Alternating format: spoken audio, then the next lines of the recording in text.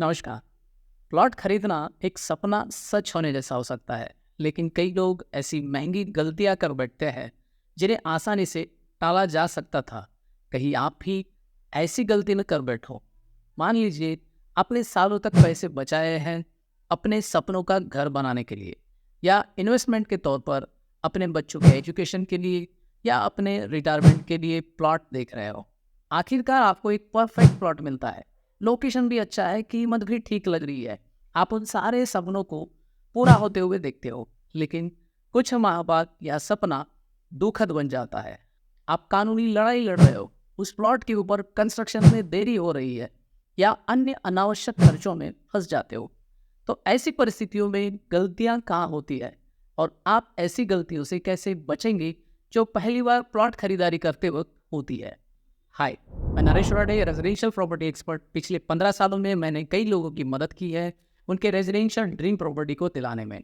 आज की इस वीडियो टॉपिक में ऐसे मेजर टॉप 5 मिस्टेक्स को कवर करेंगे, और अंत में मैं आपको एक बोनस पॉइंट बताऊंगा जो आपके प्लॉट के प्रॉफिट वैल्यू को कम या ज़्यादा कर सकता है। इसलिए वीडियो को अंत तक देखें, और इस चैनल पर आप नए हो तो चैनल को सब्सक्राइब कर बेल आइकन को हिट करें ताकि नेक्स्ट वीडियो की नोटिफिकेशन आपको मिलती रहे। जानकारी अच्छी लगे तो लाइक, शेयर, कमेंट करना ना भूले। सबसे पहली मिस्टेक जो अक्सर पहली बार प्लॉट खरीदने वालों के साथ होती है वह है ड्यू डिलिजेंस ना करना। यह बहुत ज़रूरी और महत्वपूर्ण होता है, फिर भी लोग इसे नज़रअंदाज कर देते हैं। ऐसे ही हमारे एक क्लाइंट ने प्लॉट सस्ता मिल रहा था तो प्लॉट मालिक के साथ सौदा कर लिया, लेकिन बाद में पता चला कि उसके ऊपर कोर्ट में विवाद चल रहा है। लगभग 5-6 सालों से उनका 50 लाख रुपया फंसा हुआ है। अब भी उन्हें कोर्ट के चक्कर काटने पड़ रहे हैं। रेरा ने 1 जुलाई 2024 तक लगभग 1,25,000 कंप्लेंट्स जो बिल्डर के खिलाफ थी उन्हें रिजॉल्व किया है। इसका मतलब कोर्ट में इससे भी ज़्यादा और मामले चल रहे हैं। इसलिए ध्यान रखें, प्रॉपर्टी पेपर का प्रॉपरली ध्यान से ड्यू डिलिजेंस करें। और जो दूसरी गलती है वह है लोकेशन को इग्नोर करना। लोकेशन केवल वर्क प्लेस के नज़दीक होने तक सीमित नहीं है, अपितु इंफ्रास्ट्रक्चर डेवलपमेंट, भविष्य की संभावनाएं, रहने के लिहाज से आस पड़ोस की सेफ्टी भी उतनी ही ज़रूरी है। हमारे पास ऐसे बहुत सारे क्लाइंट्स आते हैं जिन्होंने 10-15 साल पहले सस्ते प्लॉट दूर लोकेशन में खरीद लिए, पर वहाँ अभी तक कोई डेवलपमेंट पहुँचा ही नहीं।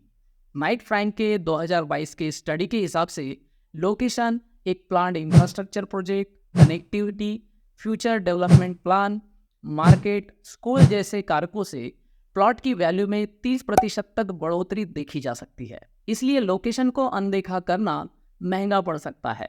तीसरी मिस्टेक होती है जोनिंग कानून और भूमि उपयोग को अनदेखा करना। नए बायर को इसके बारे में ज़्यादातर जानकारी नहीं होती है। ज़मीन के residential, commercial, agriculture, public utility, highway, park इत्यादि के अलग अलग उपयोग हेतु जोनिंग किए जाते हैं। ऐसे में आपके अनदेखा करने से आप व्यवहार कर लेते हैं या पैसे का लेन देन करते हो तो बाद में आपको नुकसान सहना पड़ सकता है। चौथी मिस्टेक होती है कॉस्ट इग्नोरेंस।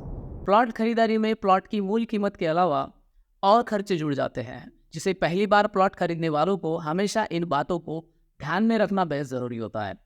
प्लॉट की कॉस्टिंग के अलावा आपको registration charges, stamp duty, legal fees, utility charges, maintenance cost यदि एमिनिटीज ऑफर की गई हो तो, डेवलपमेंट चार्ज यदि डेवलपमेंट ना कराया गया हो तो, जैसे पुराने रीसेल प्लॉट खरीद रहे हो जहां डेवलपमेंट नहीं कराया गया था। ब्रोकरेज फीस को भी कंसिडर करके टोटल कॉस्ट को कैलकुलेट करना होता है, जिससे आपको पहली बार खरीदारी में लगने वाले कॉस्टिंग को निकाला जा सके और पैसों का जुगाड़ भी किया जा सके, तथा बेचते वक्त आपके प्रॉफिट को कैलकुलेट करने में भी आसानी हो। पांचवी मिस्टेक होती है failing to plan a resale value. First time plot buyer को कुछ सवाल अपने आप से भी पूछना बहुत ज़रूरी है। जैसे यदि आप इन्वेस्टमेंट पर्पस के लिए ले रहे हो तो क्या यह प्लॉट दूसरे बायर को अट्रैक्ट करेगा, क्या उसका वैल्यू एप्रिशिएट होगा, वैल्यू एप्रिसिएशन के लिए क्या कारक हो सकते हैं। यदि रेजिडेंशियल के लिए ले रहे हो तो और बायर कितने महीने या सालों बाद रहने के लिए यहाँ आ सकते हैं। कनेक्टिविटी और ट्रांसपोर्टेशन की क्या फैसिलिटी है, स्कूल, कॉलेज, मार्केट और वर्किंग स्पेस की दूरी कितनी है, इत्यादि को इग्नोर करते हैं, जिससे प्लॉट को रीसेल करते वक्त दिक्कतों का सामना करना पड़ सकता है। प्लॉट खरीदारी करते वक्त क्या क्या देखा जाना चाहिए, इसके ऊपर एक वीडियो ऑलरेडी बनाया है, उसे ज़रूर देखें। उसका लिंक मैंने डिस्क्रिप्शन में दे दिया है। जैसा कि मैंने वीडियो की शुरुआत में कहा था कि आपको एक बोनस पॉइंट बताऊंगा जो आपको जानना बेहद ज़रूरी है, जो आपको कोई भी बिल्डर नहीं बताता, वो है प्लॉट रजिस्ट्री फेयर वैल्यू में लगाना। आइए समझते हैं। प्लॉट रजिस्ट्री के समय आपने प्लॉट जिस रेट में खरीदा था उसकी वैल्यू और गवर्नमेंट रेडी रेकनर की वैल्यू ज़्यादातर मामलों में कम होती है। कुछ सालों बाद जब आप प्लॉट बेचते हैं तो आपको प्लॉट के ऊपर जो लाभ हुआ है उसके ऊपर टैक्स पे करना होता है। यदि आप आपके खरीदे हुए रेट से कम में प्लॉट की रजिस्ट्री लगवाते हो तो बेचते वक्त ज़्यादा टैक्स आपको देना पड़ेगा। आप टैक्स से नहीं बच सकते। चलिए एक उदाहरण से समझते हैं। आपने एक 1500 स्क्वायर फीट प्लॉट 2000 रुपये के रेट से 30 लाख में खरीदा और उसकी गवर्नमेंट वैल्यू 1000 रुपया है। यदि 16 लाख की रजिस्ट्री आपने कराई तो आपकी 14 लाख की स्टैंप ड्यूटी बच जाती है और वह प्लॉट आपने 5 साल बाद 70 लाख में बेचा तो आपकी खरीदारी कीमत जो 30 लाख में पड़ी थी पर आपने रजिस्ट्री 16 लाख पर लगाई तो आपके 16 लाख रुपये 70 लाख में से माइनस कर बाकी रकम यानी 54 लाख पर टैक्स लगाया जाएगा, जिसमें आपके 14 लाख भी शामिल है, जिसका स्टैंप ड्यूटी 7 से 8% टैक्स बचाया था आपने। अब उसके ऊपर 2024 के नए टैक्स रिजिम में 12.5% टैक्स देना पड़ेगा। यदि वह प्लॉट 2 साल के भीतर बेचते हो तो इनकम टैक्स स्लैब के अनुसार टैक्स लगेगा। हालांकि लॉन्ग टर्म कैपिटल गेन में जो 2 साल से अधिक अवधि में बेचने पर टैक्स बचाने के उपाय है उसके ऊपर भी एक वीडियो है, उसे भी देख लीजिए। उसका लिंक भी मैंने डिस्क्रिप्शन में दे दिया है। यदि आप 2024 के बाद के टैक्स बदलाव के बारे में जानना चाहते हो तो कमेंट में न्यू टैक्स रिजिम ज़रूर लिखिए, उसके ऊपर भी बदलाव के साथ नया वीडियो बना दूंगा। तो ऐसे में आपने जो स्टैंप ड्यूटी बचाई थी उसके ऊपर आपको बाद में टैक्स पे करना पड़ता है। यह बात नए बायर को नहीं पता होती है। आज की इस वीडियो में हमने 5 मिस्टेक के बारे में चर्चा की है।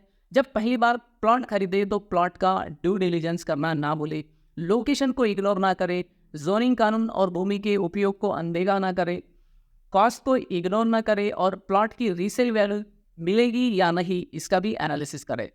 और जो बोनस पॉइंट आपके प्रॉफिट और लॉस को अफेक्ट करता है इनको भी ध्यान में रखोगे तो आपकी प्लॉट परचेसिंग के गलतियों से बचने में मदद होगी। यदि हम नागपुर में प्लॉट या प्रॉपर्टी परचेस करने के बारे में सोच रहे हैं तो आप हमारी टीम से संपर्क कर सकते हैं। डिस्क्रिप्शन में मैंने एक गूगल फॉर्म दिया है, उस गूगल फॉर्म में आप सारी रिक्वायरमेंट और डिटेल्स भर दीजिएगा। हमारी टीम आपसे जल्द ही संपर्क करेगी। बताई गई जानकारी आपको सच में अच्छी लगे तो लाइक और शेयर करना ना भूलें तथा चैनल पर नए हैं तो चैनल को सब्सक्राइब कर बेल आइकन को हिट करें ताकि मेरे नए वीडियो की नोटिफिकेशन आपको मिलती रहे। मिलते हैं नेक्स्ट वीडियो में। Thanks for watching.